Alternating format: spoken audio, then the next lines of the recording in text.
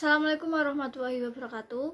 Kami dari kelompok 4 akan membahas bab pertama mengenai sastrawan dan latar belakangnya. Di sini ada 3 subbab materi yang akan kami paparkan. Materi pertama yaitu latar belakang sosiologi sastrawan yang akan disampaikan oleh rekan saya, Lailatul Fadilah. Materi kedua tentang latar belakang psikologi sastrawan yang akan saya sampaikan. Dan materi yang terakhir tentang latar belakang kebahasaan dan kesastraan sastrawan yang akan disampaikan oleh rekan saya Nikita Nisrina. Untuk mempersingkat waktu, mari kita langsung saja ke materi yang pertama. Yang pertama adalah latar belakang sosiologi sastrawan. Sebagai makhluk sosial, sastrawan dipengaruhi oleh latar belakang sosiologisnya, berupa struktur sosial dan proses-proses sosial, termasuk perubahan-perubahan sosial. Struktur sosial adalah keseluruhan jalinan antara unsur-unsur pokok, yaitu kaidah-kaidah sosial, lembaga sosial, kelompok-kelompok sosial, dan lapisan sosial. Menurut Sukanto, sosial adalah hubungan timbal balik antara kehidupan ekonomi, sosial, politik, hukum, agama, dan lain sebagainya. Sedangkan Junus menjabarkan latar belakang sosiologis ada 6 faktor, yaitu faktor sosial, kelas sosial, jenis kelamin, umur, pendidikan, dan pekerjaan. Sebagai contoh, sastrawan Budi Dharma. Budi Dharma lahir di Rembang pada tanggal 25 April tahun 1937 dan ia tinggal di Surabaya. Budi Dharma sudah berkeliling di kota-kota Indonesia dan mancanegara. Dari kota-kota yang pernah ia singgahi, ada beberapa kota yang berkesan pada dirinya. Kota-kota tersebut yaitu Surabaya, Bloomington, Amerika Serikat, dan Guwahati dan Madras, India. Bahkan di Guwahati, Budi Dharma menulis cerpen yang berjudul Guwahati yang ditulis di kota India. Di Bloomington, Budi Dharma melanjutkan dan menyelesaikan S2 dan S3-nya. Selama di Bloomington, Budi Dharma tinggal di apartemen Tulip Tree. Begitu cintanya ia dengan Tulip Tree sehingga menjadikannya sebagai latar belakang utama novel Olenka dan dijadikan latar belakang beberapa cerpennya dalam kumpulan orang-orang Bloomington. Novel kedua Budi Dharma yang berjudul Rafilus banyak mengambil latar belakang di kota Surabaya, mulai dari nama tempat, gedung, nama jalan, keadaan kota Surabaya. Contoh tempat yang digunakan oleh Budi Dharma adalah pos pembantu di perempatan dan jalan yang digunakan adalah Jalan W.R. Supratman. Novel ketiga Budi Dharma yang berjudul Nyonya Talis juga menggunakan latar belakang kota Surabaya. Dalam novel tersebut, tokoh utama bertempat tinggal di Surabaya, di Jalan Yosdipuro, tidak jauh dari makam Kembang Kuning, Surabaya. Penggambaran latar belakang tempat yang tidak jauh dari lingkungan Budi Dharma sesuai dengan pendapat Budi Dharma. Pengarang tidak bisa terlepas dari keadaan sekitarnya, hingga pengarang berkecenderungan untuk menulis mengenai daerah tempat tinggalnya. Meskipun demikian, pengarang yang baik adalah pengarang yang memiliki daya serap. Menurut Budi Dharma, pengarang memang tidak bisa lepas dari dunianya, dari dunia dengan teman-temannya, kesehariannya, tapi karya-karya mereka menggambarkan kehidupan mereka sehari-hari.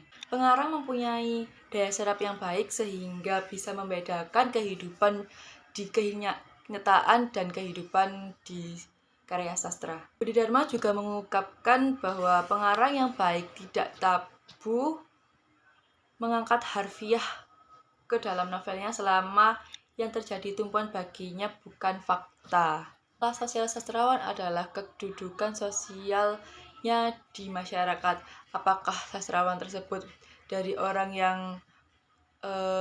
kaya atau miskin, berasal dari kelas menengah, dari kelas atas, menengah, atau kelas bawah, berasal dari kalangan orang kaya atau kalangan orang menengah ataupun kalangan orang miskin, dan berasal dari kalangan terhormat atau masyarakat biasa. Ia menceritakan pengalaman hidupnya dari kecil yang berjuang mulai dari kalangan bawah hingga ia mampu meraih kesuksesan yang dituangkan dalam karya sastranya. Jenis kelamin sastrawan juga mempengaruhi kesastrawanannya. Misalnya N. Hadini bercerita dan menyuarakan wanita seperti novel Suara Wanita, Wanita Belanda, dan lain sebagainya. Umur sastrawan juga berpengaruh terhadap karyanya. Usia-usia muda banyak tentang berpetualangan dan berprotes sosial. Misalnya Taufik Ismail dan B.S. Rendra yang banyak memiliki puisi tentang protes sosial, dan setelah dewasa mereka banyak melakukan perenungan. Sebagai contoh yang lain ada Sutardi JB yang menunjukkan perkembangan dari pencarian, petualangan, dan pertemuan tentang bagaimana ia berhubungan dengan Tuhan. Selanjutnya yaitu pendidikan. Pendidikan juga berpengaruh kepada sastrawan seperti misalnya A.A. Nafis, Wildan Yatim, Ajip Rosidi, Trisnowuyono, dan Hoirul Anwar ternyata banyak membaca buku dan karya sastra untuk perwujudan dari pendidikan informalnya. Budi Dharma selain sebagai sastrawan, ia juga menempuh pendidikan formal tentang ilmu sastra dan proses kreatif sastra. Pekerjaan juga berpengaruh terhadap karya sastra. Misalnya, Trisnowuyono adalah anggota TNI yang ikut perang revolusi. Ini ternyata tercermin dalam karya-karyanya antara lain Laki-Laki dan Mesiu, 10 cerpen ketentaraan dan revolusi, juga cerpen Pagar Kawat Berduri. Sebagai contoh yang lain, Budi Dharma yang bekerja sebagai dosen dicerminkan dalam novelnya yang berjudul Raffles. Oke, baik, materi yang kedua tentang latar belakang psikologis sastrawan. Selain ditentukan oleh sistem organ biologis, perilaku seseorang juga dipengaruhi oleh akal dan jiwanya. Susunan unsur-unsur akal dan jiwa yang menentukan tingkah laku atau tindakan dari setiap individu manusia disebut dengan kepribadian. Menurut Surya Brata, ia mengemukakan bahwa aktivitas manusia mencakup perhatian, pengamatan, tanggapan, fantasi, ingatan, pikiran, perasaan, dan motif-motif. Hal ini juga berlaku pada individu sastrawan. Pengetahuan adalah unsur-unsur yang mengisi akal dan alam jiwa seseorang manusia yang sadar secara nyata terkandung dalam otaknya. Pengetahuan ini bisa terdiri dari persepsi, apresiasi, pengamatan, konsep, dan fantasi. Ada sastrawan yang digolongkan sebagai pengarang yang perajin dan kesurupan. Sastrawan perajin mengarang karyanya dengan terlatih, penuh tanggung jawab, bekerja keras, dan penuh dengan keterampilan. Sedangkan pengarang yang kesurupan, di sini ia menulis karya sastranya cenderung spontan dan penuh emosi. Unsur-unsur kepribadian sastrawan dibagi menjadi 3. Yang pertama, unsur kenyataan. Ada yang menggolongkan novelis mempunyai kemampuan yang umum dimiliki seorang anak-anak, yaitu kemampuan membayangkan hal-hal eidetik atau bayangan yang bersifat indrawi, bukan berdasarkan ingatan atau tiruan dari objek tertentu. Salah satu kecenderungan yang ada pada diri seniman, terutama penyair, adalah sinestisida, yaitu penggabungan 2 macam penginderaan. Unsur kedua dari kepribadian adalah perasaan. Perasaan adalah suatu keadaan dalam kesadaran manusia yang karena pengaruh pengetahuannya dinilai sebagai keadaan positif atau negatif. Ada pendapat yang menyatakan bahwa keberhasilan seorang sastrawan dalam berkarya adalah karena pengarang dianggap mengalami gangguan emosi dan karya sastranya dianggap sebagai kompensasinya. Unsur ketiga dari kepribadian adalah dorongan naluri. Dorongan naluri adalah kemauan yang sudah merupakan naluri tiap makhluk manusia yang tidak ditimbulkan karena pengaruh pengetahuannya, melainkan sudah tergantung dalam organismenya. Menurut Kuncoro Ningrat, secara umum sedikitnya ada 7 golongan naluri, yaitu dorongan untuk mempertahankan hidup, seks, usaha mencari makan, untuk bergaul atau berinteraksi dengan sesama manusia, meniru tingkah laku sesamanya, berbakti, dan akan keindahan. Ada sastrawan yang berkarya untuk mempertahankan hidup. Contohnya A.A. Nafis. Ia pernah dicurigai menjadi komunis gara-gara ikut konferensi pengarang Asia Afrika di Denpasar yang berbau komunis. Meski Nafis mengatakan ia bukanlah komunis, tapi pernyataan itu bukanlah hal yang konkret. Itulah sebabnya ia menulis novel Kemarau untuk mempertahankan diri bahwa ia bukanlah komunis. Ada juga sastrawan yang berkarya untuk mencari makan. Contohnya Trisno Yuwono. Ia menulis cerpen karena memerlukan uang untuk kehidupannya. Karena satu-satunya kepandaian yang ia kuasai hanyalah menulis cerita pendek. Maka pekerjaan itulah yang ia pilih untuk mencari rezeki hidupnya setelah ia keluar dari dinas TNI tahun 1953. Selanjutnya ada sastrawan yang berkarya untuk meniru tingkah laku sesamanya. Untuk menjadi sastrawan, Trisno Yuwono mencoba meniru-niru Riono Pratikno dalam mengambil kerangka cerita, yakni cerita yang aneh-aneh dan cerita tentang anak-anak. Selanjutnya ada sastrawan yang berkarya sebagai perwujudan dorongan untuk berbakti. Beberapa sastrawan mencantumkan persembahan karyanya untuk seseorang. Beberapa puisi Chairil Anwar contohnya, ia mempersembahkan untuk orang-orang tertentu. Misalnya untuk Nenek Kanda, puisi yang berjudul Nisan, untuk Karinah Maryono, puisi berjudul Hampa. Hampir semua sastrawan berkarya karena dorongan akan keindahan, meski kadarnya berbeda-beda untuk setiap sastrawan. Selanjutnya ada sastrawan yang berkarya sebagai perwujudan dorongan akan rasa ketuhanan. Contohnya Taufik Ismail, ia mengakui bahwa dasar dari puisi-puisi yang ia tulis adalah dasar keagamaan, meskipun tidak ada diwujudkan simbol-simbol keagamaan dalam karyanya. Yang mendorong sastrawan untuk berkarya tidak hanya satu dorongan saja. Penggolongan tadi merupakan salah satu golongan saja. Masih banyak penggolongan lain yang menyebabkan seseorang menjadi sastrawan. Sebab yang terakhir yaitu latar belakang kebahasaan dan kesastraan sastrawan. Descartes menyatakan bahwa bahasa adalah milik khas dari manusia. Wahab merangkum beberapa kontroversi, di antaranya yaitu kubu tesis dan kubu pusis, paham analogi dengan anomali, penganut empiris dan penganut rasionalisme, dan kelompok yang percaya bahwa bahasa berfungsi interaksional dengan yang berfungsi transaksional. Lalu terdapat 3 golongan dalam memandang sebuah bahasa. Pandangan pertama yaitu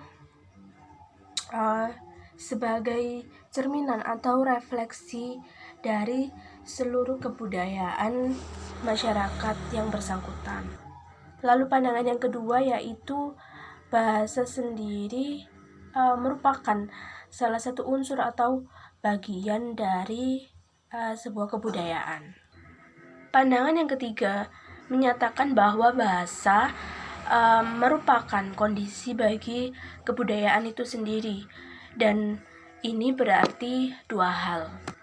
Hal yang pertama yaitu manusia mengenal budaya melalui bahasa, dan yang kedua, bahasa adalah kondisi bagi kebudayaan karena materi bahasa sejenis dengan materi pembentukan kebudayaan. Terlepas dari kontroversi pada slide sebelumnya, dalam komunikasi biasanya ketika menyampaikan pesan, penyapa selalu dipengaruhi oleh sistem sosial budaya maupun sistem budayanya sendiri. Penyapa harus memperhatikan kaidah sintaksis, pragmatik maupun semantis. Ia juga harus memperhatikan bahasa yang ia gunakan, dan hal ini juga berlaku pada komunikasi sastra. Sastrawan harus mempergunakan bahasa sebagai mediumnya. Sebagai komunikasi timbal balik, sastrawan juga harus menggunakan sistem bahasa yang dapat diterima oleh pembacanya. Jika tidak, maka komunikasi tersebut dinyatakan gagal. Maka dari itu, bahasa sastra bukan bahasa yang melanggar dari kaidah kebahasaan natural, melainkan memang bahasa sastra ini mempunyai kaidah tersendiri. Bahasa sastra adalah bahasa yang khas, Menurut Amiruddin, kekhasan ini dapat dilihat dari sudut sastrawan dan bahasa yang digunakan. Dari segi bahasa yang digunakan, kekhasan bahasa dapat dilihat dari ciri-cirinya. Ciri yang pertama yaitu bahasa sastra bersifat polisemantis dan multifungsional, yang berarti bahasa sastra ini mempunyai lebih dari satu makna dan berbagai fungsi dalam kebahasaannya. Lalu yang kedua yaitu bahasa sastra merupakan wujud sistem dari sistem. Karena bahasa sastra dilandasi bahasa natural dan sistem kode dalam konvensi sastra. Lalu yang ketiga, adanya pemadatan struktur kebahasaan, pengayaan makna, sistem variasi pola struktur. Lalu yang keempat yaitu ada bahasa sastra mengandung konotasi makna yang bersifat individual. Dalam komunikasi sastra, selain harus memperhatikan sistem bahasanya, sastrawan juga harus memperhatikan sistem sosial budayanya. Dan meskipun kreativitas dijunjung tinggi dan meskipun sastrawan memiliki lisentia poetika, sastrawan harus tetap memperhatikan sosial budayanya. Lisentia poetika sendiri adalah kebebasan pengarang untuk menyimpang dari kenyataan, dari bentuk atau aturan untuk mencapai suatu efek. Jadi, sastrawan di sini bebas atau mempunyai hak untuk melanggar kaidah-kaidah suatu kebahasaan tertentu dalam membuat suatu karyanya.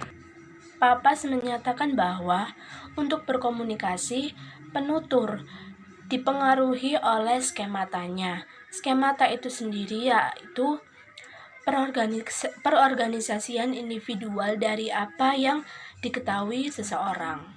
Skemata berisi tentang apa yang diketahui oleh seseorang itu tentang sesuatu dan hubungan yang lain dalam konteks yang dibicarakan. Lalu yang kedua, skemata juga berisi ukuran dan karakteristik sesuatu. Skemata sendiri ada 3. Yang pertama yaitu skemata isi, yaitu latar belakang pengetahuan yang dimiliki seseorang dengan kaitannya dalam topik yang dibicarakan dan pengalaman tentang realitas yang diangkat dalam teks.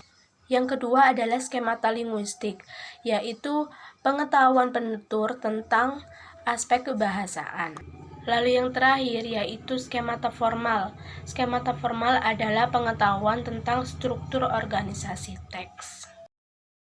Demikian pemaparan materi dari kelompok kami. Apabila ada salah kata, kami memohon maaf. Kami sangat menerima masukan dari teman-teman semuanya. Sekian, wassalamualaikum warahmatullahi wabarakatuh.